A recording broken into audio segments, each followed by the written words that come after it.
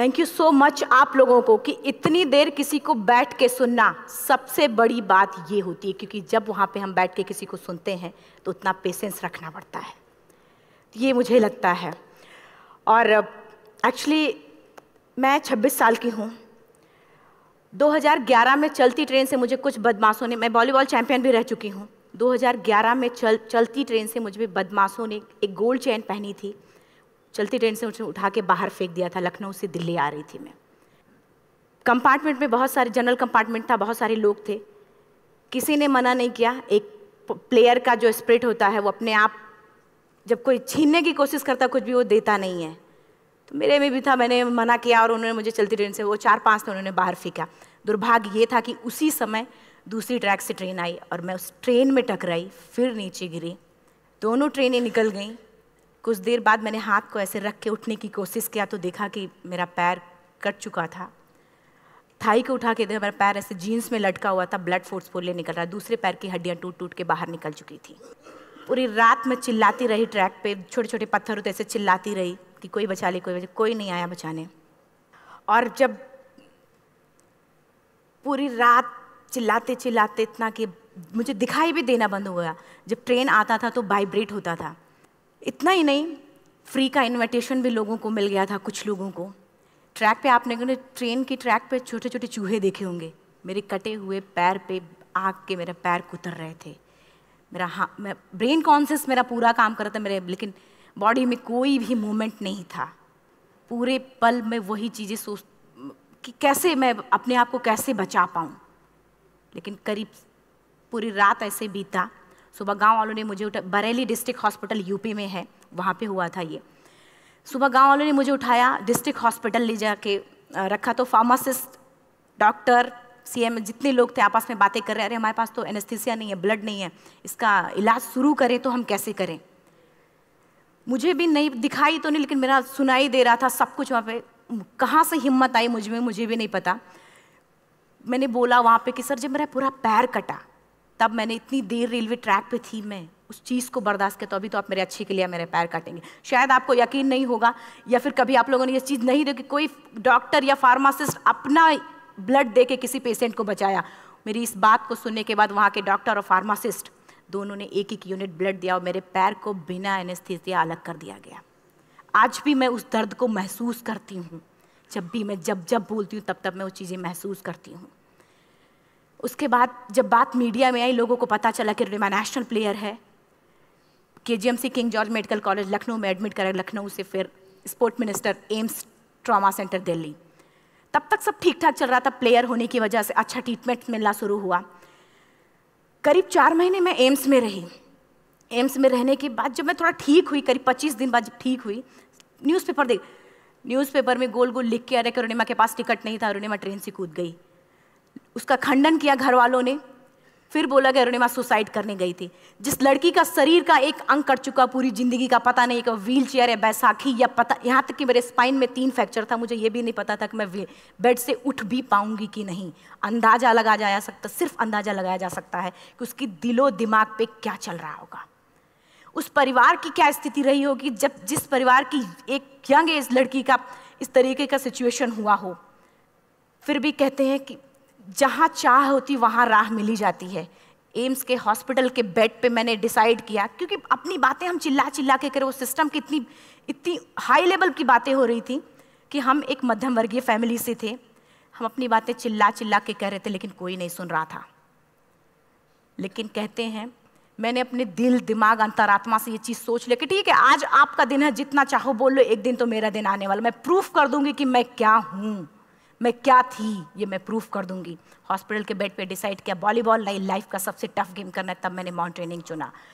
जब मैंने माउंटेनिंग कहने और करने में बहुत फ़र्क होता है। जब मैंने माउंटेनिंग की बात सोची और लोगों के सामने, सबसे बड़ी चीज़ थी सही गाइडेंस में ट्रेनिंग लेना, दूसरा स्पॉन्सरशिप। इतना बड़ा एक साथ तो मैंने 40 से 50 लाख मैंने वाकई में कभी नहीं देखे थे पहले।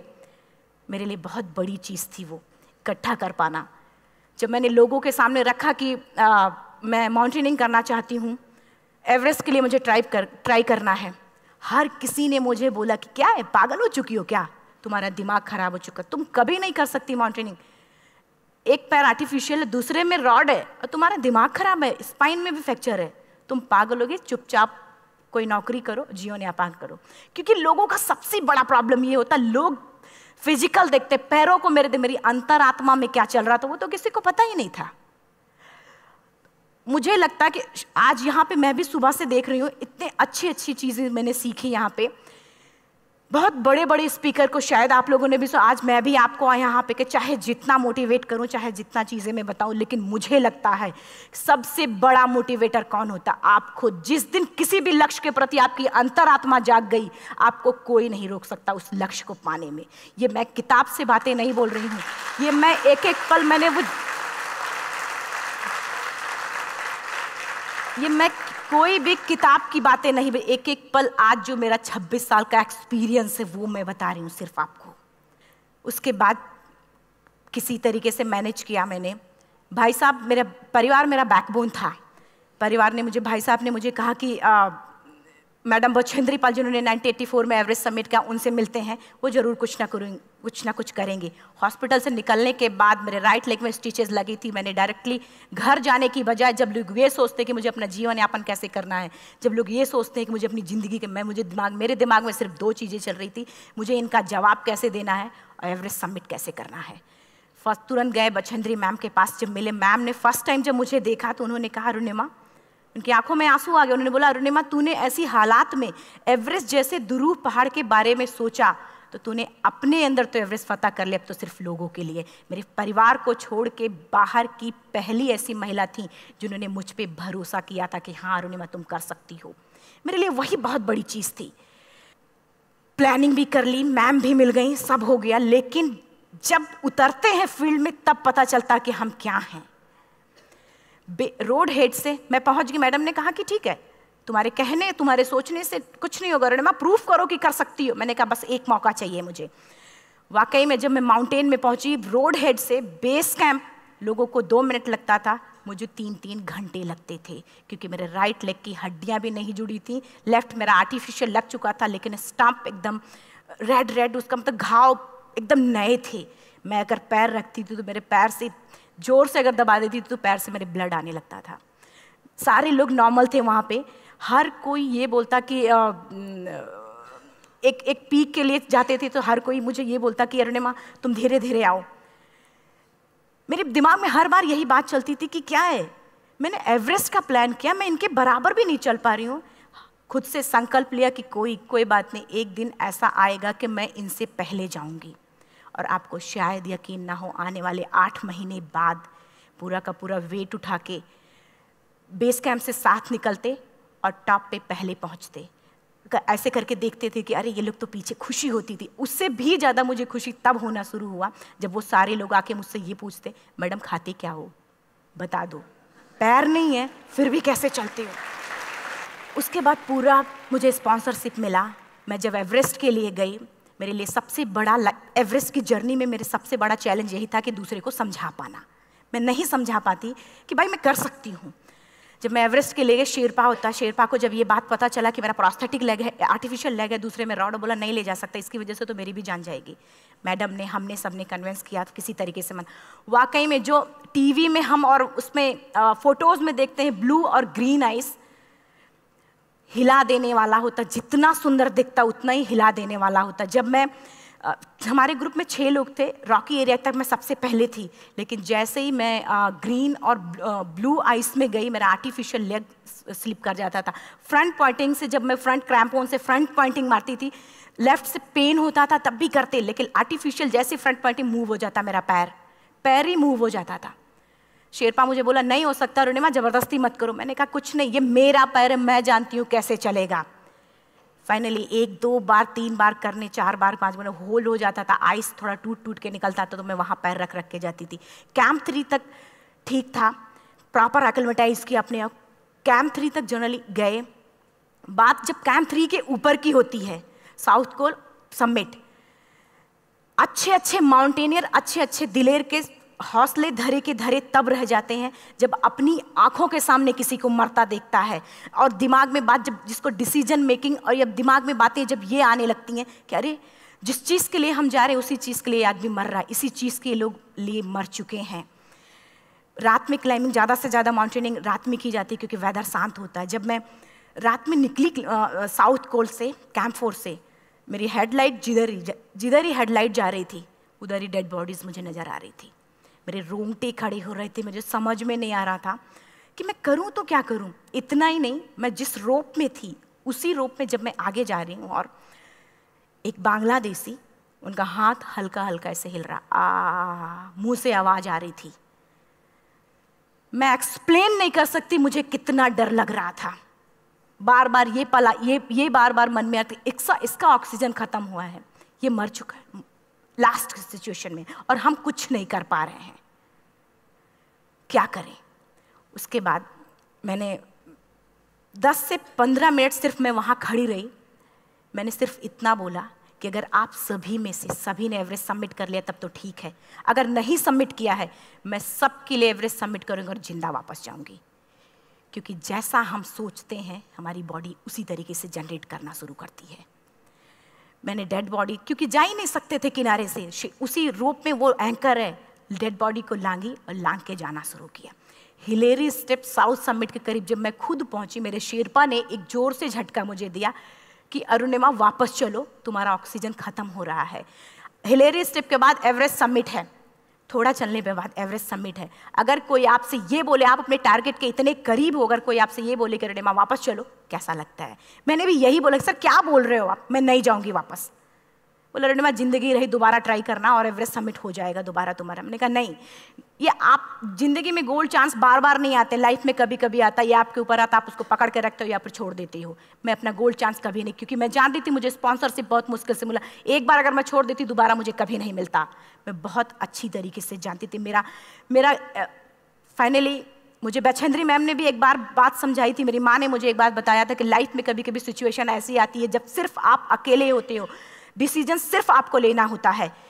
जहाँ पे भी होना, खड़े होकर हल्का सा पीछे मुड़कर देखना और ये सोचना कि आप एक एक कदम चल के यहाँ तक पहुँचे हो, सिर्फ अपना एक कदम आगे बढ़ाना, तुम देखना कुछ देर बाद तुम टॉप पे होगी। मेरे दिमाग में उनकी बातें वीडियो की तरह चल रही थी और सिर्फ एवरेस्ट का टॉप चल रहा था। मैंने शेरपा को पहले कन्विंस करने की कोशिश की कि भाई चल, कुछ नहीं होगा भाई चल। फाइनली जब वो नहीं माना, मैंने एक कदम आगे बढ़ाया, डिसीजन लिया कि नहीं जाना ही जाना है। आगे बढ़े, करीब 1 से 1.5 घंटे बाद मैं टॉप पे थी। और इतना ही नहीं, आज भी मैं जितनी बार बोलती हूँ उतनी बार मैं महसूस करती हूँ, मेरे रोंगटे खड़े हो जाते हैं, मेरा दोनों हाथ ऊपर करके जोर जोर चिल्लाने का मन कर रहा, कितनी जोर से चिल्लाऊं कि सबको बता दूं कि आज मैं टॉप ऑफ द वर्ल्ड पे हूं।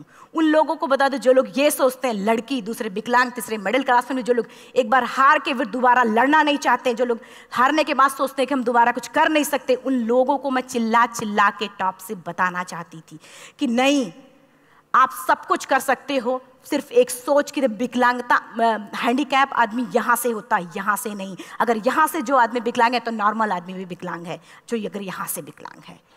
चिल्ला चिल्ला के मैं बताना चाहती थी।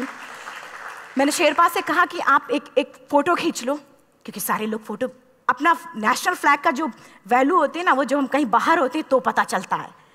मुझे भी बहुत खुशी हो रही थी, फ्लैग को हग किया और बोला फ़ोटो खींचो। बोला पागल हो गई है, तेरा ऑक्सीजन कभी भी ख़त्म हो जाएगा, नीचे चल। नहीं, फ़ोटो खींच लो। फ़ोटो खींचा उसने। वो तो अगली बार इतना तेज गुस्सा हुआ, मैंने उसको बोला कि भाई वीडियो भी बना ले। 8848 की हाइट पे ऑक्सीजन खत्म हो रहा है। आज हम भी हंस रहे हैं आप लोगों के साथ, क्योंकि यहाँ पूरा ऑक्सीजन है। और 8848 की हाइट पे जब मुझे शेरपा, कोई भी शेरपा को बोलेगा भाई वीडियो बना, तो परेशान हो जाएगा, पागल हो चुकी क्या, तुम मर जा, यहाँ मैं जा रहा हूँ नीचे। मैंने कहा नहीं, कुछ नहीं होगा, आप बनाओ वीडियो। किसी तरीके से मैं 4-5 पेयर बैटरी रख के लेके गई कि डिस्पोजल कैमरा, एक अलग कैमरा की, मतलब एक नहीं काम करेगा तो दूसरा करेगा, प्रॉपर प्लानिंग से। शायद आप लोग भी सोचो कि वाकई में लड़की को इतना बड़ा रिस्क लेने की क्या जरूरत थी, कि जिंदगी कभी भी जा सकती थी इसकी। लेकिन मैंने वो रिस्क लिया क्यों? क्योंकि मैं चाहती थी, कहीं ना कहीं से मेरे भी दिमाग में ये बात आ चुका था कि मैं जिंदा वापस ना जाऊं। मैं चाहती थी कि अगर मैं जिंदा ना जाऊं तो ये वीडियो मेरे इंडिया शेरपा से मैंने यही बात बोली, ये वीडियो अगर मैं जिंदा नहीं जाती हूँ, ये वीडियो मेरे इंडिया पहुँचा देना, मेरे यूथ तक चला जाएगा। क्योंकि मैं चाहती थी कि 11 अप्रैल 2011 को मेरा एक्सीडेंट हुआ, 21 मई 2013 10:55 पे मैं टॉप ऑफ द वर्ल्ड पे थी। ऑलमोस्ट 1 से 2 साल के अंदर कैसे यहाँ से मैंने ये चीज़, मैंने कभी भी कामयाब होने के, मेरी वो जिंदगी बन चुकी थी, मेरा जुनून बन चुका था, मेरा पैशन मेरा जिद बन चुका था। वो मेरा सोते उठते बैठते सिर्फ मुझे एवरेस्ट दिखाई जाए। और मुझे लगता है किसी को भी अगर अपना लक्ष्य पाना है, यहाँ से अगर वो पागलपन जब तक नहीं आएगा तब तक नहीं होगा। वो फाइनली उसने वीडियो बनाया। आप बोल रहे फटाफट रुनिमा नीचे भागो। जब मैं टॉप पे थी तो कुछ लोग और भी थे, लेकिन 10:55 पे मैंने एवरेस्ट समिट, 11 बजे के बाद अगर कोई अटैम्प्ट करने की कोशिश करता है उसको सुसाइड अटैम्प्ट बोलते हैं। जैसे ही मैं नीचे चलना शुरू की, मैंने कहा भाई हाँ चल नीचे चलते हैं। ज़्यादा से ज़्यादा मौतें नीचे आते वक्त होती हैं एवरेस्ट पे। जब मैं नीचे आ रही हूँ, थोड़ा दूर ही मैं नीचे चली थी, मेरा ऑक्सीजन पूरी तरीके से ख़त्म। सिर्फ अंदाज़ा लगा सकता कि जब ऑक्सीजन ख़त्म हुआ क्या परिस्थिति रही होगी। मैं ऐसे नीचे गिर गई और शेरपा मुझे बोल रहा कि रुनिमा मुझे यकीन नहीं था कि तू एवरेस्ट सबमिट कर पाएगी, लेकिन फिर भी तूने किया। मैं चाहता हूँ कि रुनिमा जिंदा चल, तू वापस उठ, खड़ी हो। मुझे खड़ा करने की वो कोशिश कर रहा था बार बार, मैं खड़ी नहीं हो पा रही थी, वाकई में दम ही नहीं था। लेकिन फिर भी कहते हैं कि जैसे हमारे नियम होते हैं वैसे ऊपर वाले के भी नियम हैं। उसकी लिस्ट में जब मेरा नाम नहीं है तो वो मुझे नहीं ले जा सकता।